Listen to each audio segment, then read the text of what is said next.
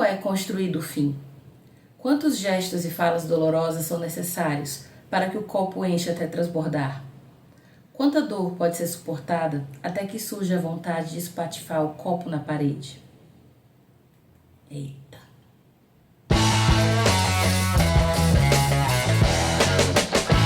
O livro dessa semana é Mesmo Rio, de Elisama Santos. E, gente, esse livro aqui, ó, é mais um daqueles de fazer chorar, viu? Mais um, esse aqui. Esse livro aqui, 9 em cada 10 pessoas que leem sofrem. Fonte, eu mesma.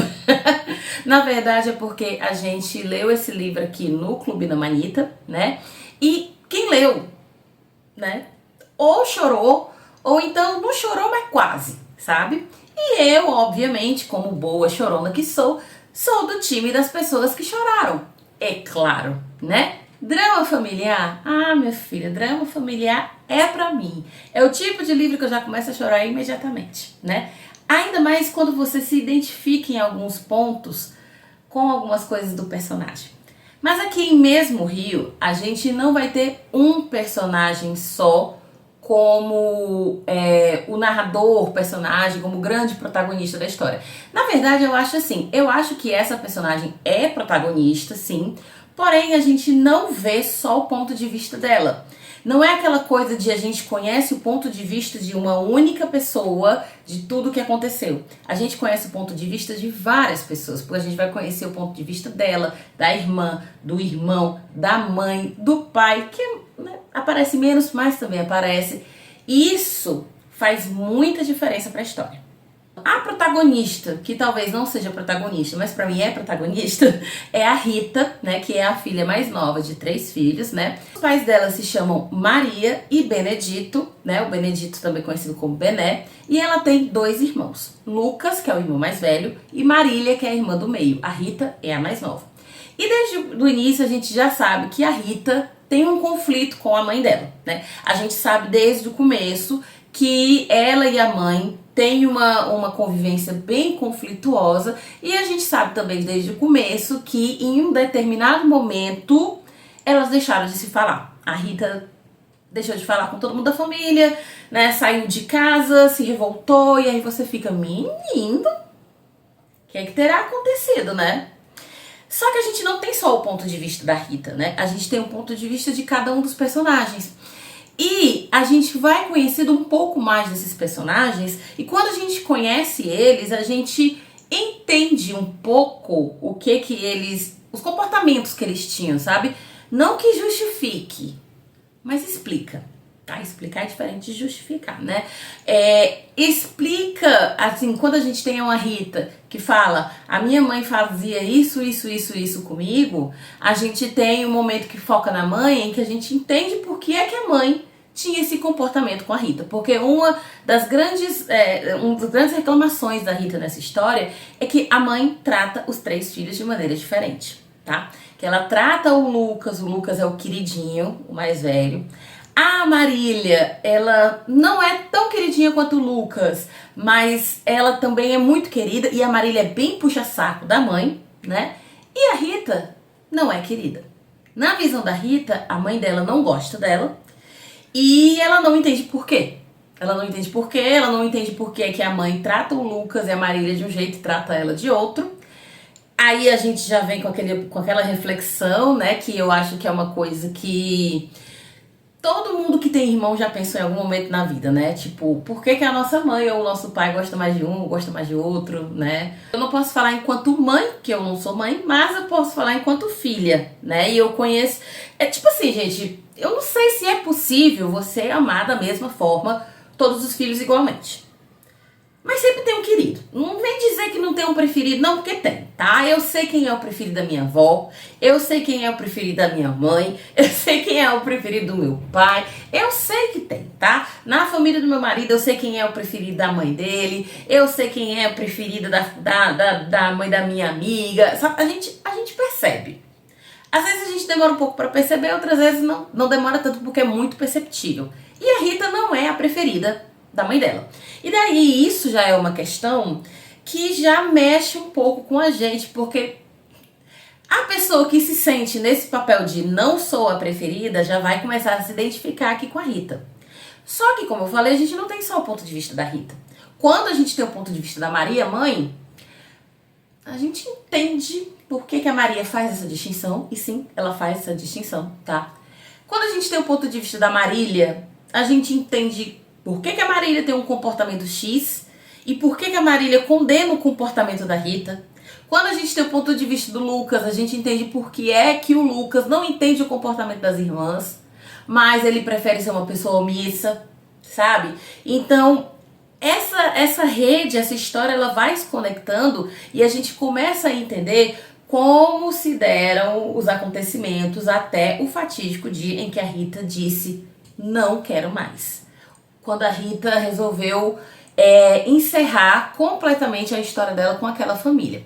E aí, inclusive, a gente tem um outro ponto, que é essa questão de cortar laços com família. Algumas pessoas, né, falam que, mas família, é a sua família, e tarará, você não pode abandonar a sua família. Mas tem famílias, tem pessoas, às vezes, que fazem a gente se sentir tão mal dentro daquela família que eu me pergunto se realmente a gente precisa continuar passando por isso pelo resto da vida. Sabe, a Rita, por exemplo, ela não se sentia amada pela mãe e aí chegou um momento que foi assim, a gota d'água, que foi esse momento onde ela reflete qual é a hora que o copo transborda e que a gente fica com vontade de jogar o copo na parede, né? E ela resolve que ela não quer mais nada. Ela não quer mais nada com a mãe dela, ela não quer mais nada com a família dela, que é muito omissa. Ela não quer mais nada com o pai dela. E o pai dela, vale, mas eu gostava, mas a gente era tão apegado, só que você também é muito omisso. Onde você estava quando eu precisei de você? E aí, será que realmente essa não foi a melhor solução para ela? Eu particularmente acho que foi. Mas ela é mãe, ninguém fica sem falar com a mãe. Bom, cada um sabe onde é que aperta o seu calo, né? Mas será que realmente vale a pena você continuar sofrendo e sofrendo e sofrendo calada dentro de um lugar, dentro de um ambiente, perto de pessoas ou pessoa que não lhe entende, que não lhe respeita, que não respeita os seus limites, que não entende quem você é? Toda família tem o seu bate-boca e tal. Isso é normal, né? Ninguém vive naquela propaganda de margarina estadunidense, aquela coisa assim, família perfeita. Não existe. Mas existem alguns casos que vão além, né? Então, eu particularmente dou muita razão à Rita, mas acontecem algumas coisas que fazem a gente entender por que a Rita se afastou, que fazem a gente entender o comportamento dela, da mãe dela, do pai dela, dos irmãos, que fazem com que ela se afaste, e outros fatores que fazem que em algum momento específico essa família se reúna novamente. E assim, é uma história muito simples, é um livro curtinho, só tem 240 páginas, né? Não sei onde é que a história é ambientada, eu não sei se no livro fala, eu acho que não fala.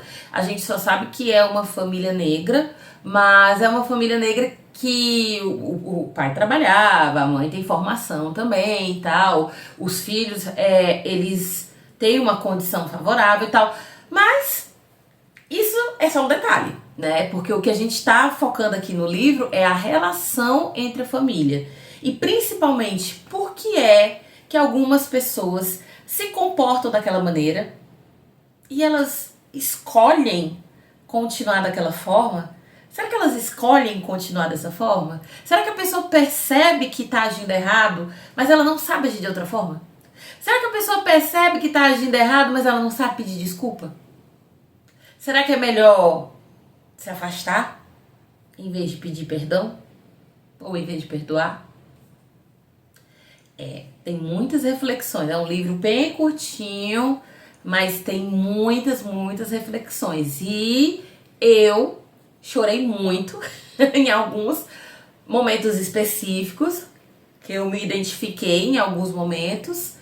Eu não sei se todo mundo que lê esse livro vai se identificar em algum momento com alguma coisa, mas como a gente tem pontos de vista tão variados, assim, de vários personagens, é muito provável que esse livro acabe tocando mais pessoas do que um tipo X. Se o livro fosse focado só na Rita, só quem se identifica com a Rita ia se emocionar. Mas como não foca só nela, então pode ser que a pessoa se identifique com a Marília, se identifique com o Lucas, se identifique com a mãe, né? E assim, gente, é um livro muito bonito. Eu achei ele muito bem escrito. Não é aquela coisa assim extremamente poética, não é. É um livro bem fácil de ler, tá? Eu achei bem simples, bem fácil de ler, mas ao mesmo tempo é um livro muito bonito, porque ele é fácil, porém ele trata de um assunto tão delicado. É um assunto tão comum para nós, mas ao mesmo tempo tão delicado e que tanta gente gosta de evitar falar. O jeito como a Elisama, né, a autora, aborda esse tema, eu achei ele muito bonito. E pra mim não teve como não ficar impactada depois de ler esse livro. Lembrando que se você quiser ver resenha de livro todo domingo, aqui no Bafulê Literário tem. Todo domingo tem resenha nova, então se inscreve aqui no nosso canal. Tem resenha de livro brasileiro, de livro internacional, tem muito tipo de resenha diferente e resenhas com spoilers. Ah, não gosto de spoilers. Então você pode seguir o Bafulê Literário no Instagram e no TikTok, @bafulê.literário, que lá a resenha é sem a parte dos spoilers e também tem outros conteúdos literários, tá? Bom, agora nós vamos para os spoilers. Eu me identifiquei com a Rita em muitas coisas, me deu vários gatilhos. Eu entendi mais ou menos, assim, o porquê da mãe da Rita ter essa chateação, tipo, com ela. Mas mesmo assim, nossa, a mãe da Rita foi muito escrota com ela, gente. Muito, muito, assim. Tem certas coisas que ela fazia, que ela falava, que não tem justificativa. Ao meu ver, não tem justificativa, sabe? A Rita, ela nunca agradava. Nunca, em momento nenhum. E aí, quando a gente conhece a história da Maria, a gente entende que a Maria não queria ter tido a Rita, né? A Maria teve o Lucas, ótimo, maravilhoso. A Maria teve a Marília. E a Maria estava se sentindo estagnada na vida, porque quando ela casou, que ela engravidou, ela parou de trabalhar, né? E aí, eu acho que ela nem chegou a começar a trabalhar, porque ela conheceu o Benedito na entrevista de emprego que ele ficou, né? E aí ela pretendia começar a trabalhar. Ela pensou, não, agora eu vou mudar a minha vida, eu vou começar a trabalhar. E no momento em que ela pensou em voltar a trabalhar, ela engravidou da Rita. Então, o timing já foi ruim, né? Claro, isso não é uma justificativa. Só porque você não queria engravidar, engravidou, agora você vai odiar a menina? Não é. Mas ela fala, realmente, ela não gostava da Rita como ela gostava dos outros. E tudo que a Rita fazia irritava ela. E a Rita parece uma coisa. Tudo que ela faz irrita, e ela irritava ainda mais, sabe? Porque a Rita, ela era muito falante, ela era barulhenta, ela era desastrada. Então a Rita era aquele tipo de pessoa, tipo de criança, né? Adulta nem tanto, mas era aquele tipo de criança que não se deixava passar em branco. E isso irritava ainda mais a mãe dela. Cara, é uma criança, entendeu? Porra, é uma criança. E assim, eu entendi que a Maria meio que não escolheu viver isso e que talvez ela até tenha tentado. Mas eu sinceramente eu acho que ela não tentou o suficiente. Ela não tentou gostar da Rita o suficiente. E a Rita percebia. Era notório. Principalmente porque ela tinha irmãos e o relacionamento da Maria com os outros filhos era completamente diferente. O Lucas era o queridinho, o protegido, o bibelô, né? Um clássico, né, gente? A mãe gostar mais do filho, o homem. A Marília, por ser a filha do meio, ela queria agradar a mãe em tudo. E a gente vê que esse comportamento deles de criança, inclusive, continua com eles adultos. Porque o Lucas continua sendo o filho exemplar. E quando a gente tem os capítulos focados no Lucas, a gente sabe que o Lucas percebia todos esses problemas. Mas ele não tinha coragem de falar. Ele não gostava do excesso de atenção que ele tinha da mãe. Ele não gostava da maneira como a mãe lidava com a Rita. Ele não gostava das picuinhas entre a Marília e a Rita. Ele não gostava. Mas ele não sabia lidar com aquilo. Homem, né? Ele teve aquela criação extremamente protegida, onde as mulheres fazem tudo e os homens são eternos meninos. E ele levou isso pra vida. Então é aquela coisa, ele viu calado, né?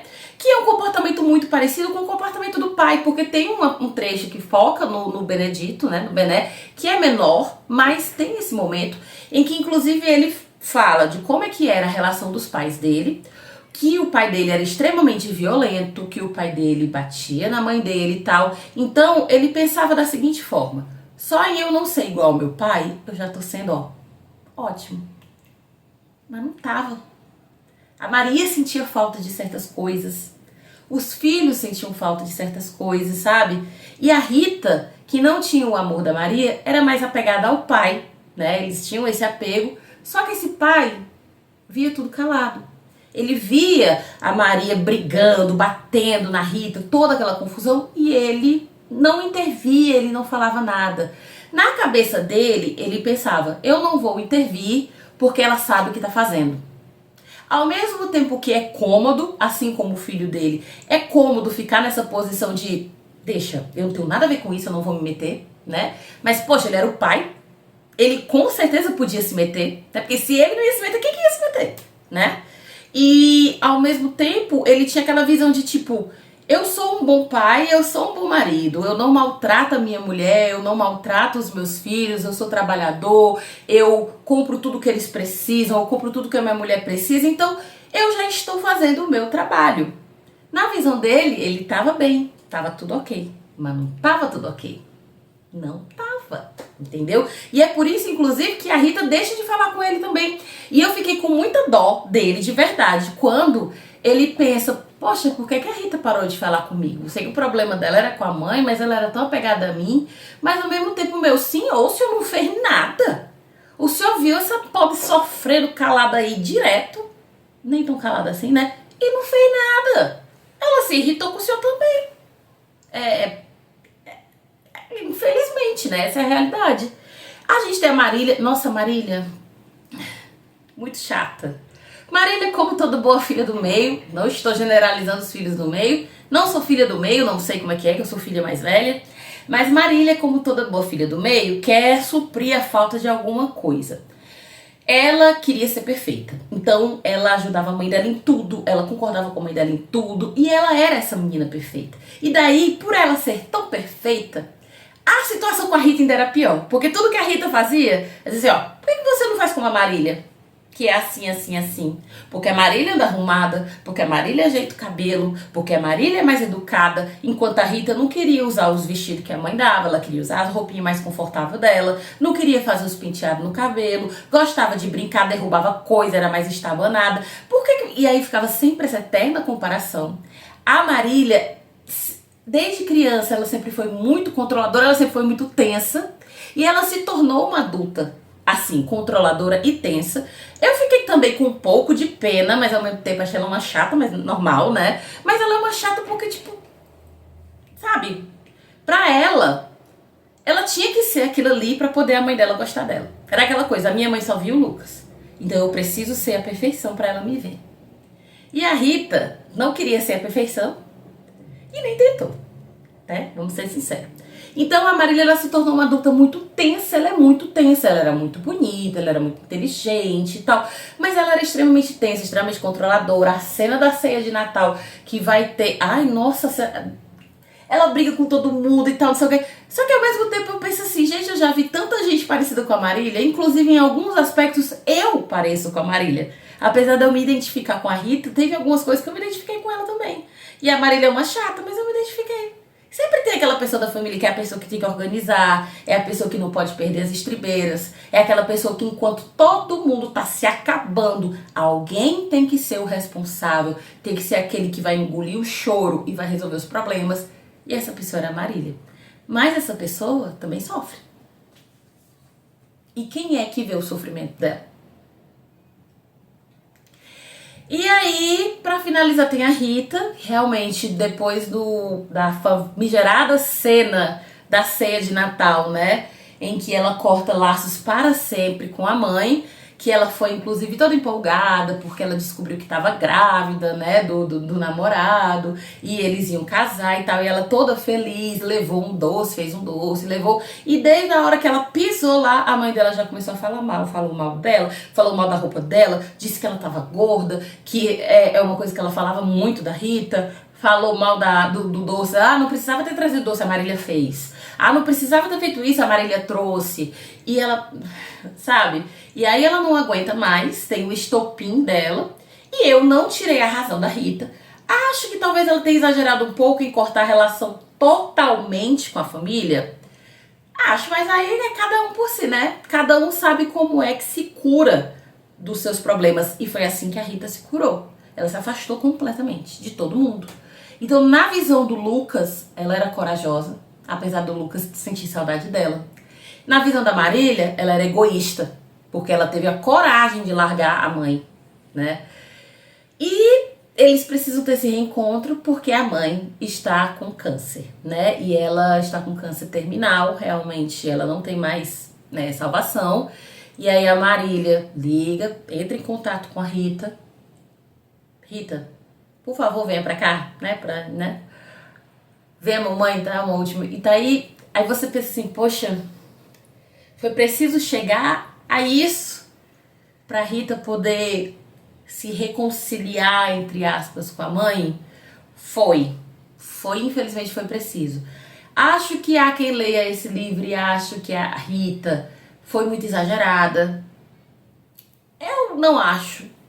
Eu acho que cada um no seu tempo. Infelizmente, a reconciliação, o perdão veio tarde demais. Mas não só do lado da Rita, mas do lado da mãe também. Quando o Lucas vai casar, que a mãe dela entra em contato com ela, porque o Lucas diz, ah, mãe, ela não me responde, eu quero que ela venha pro casamento. Liga pra ela, daí a mãe liga, ela fala, ela responde, e a mãe fala curta e grossa e desliga. Então, tipo, por que eu vou querer manter contato com uma pessoa assim, sabe?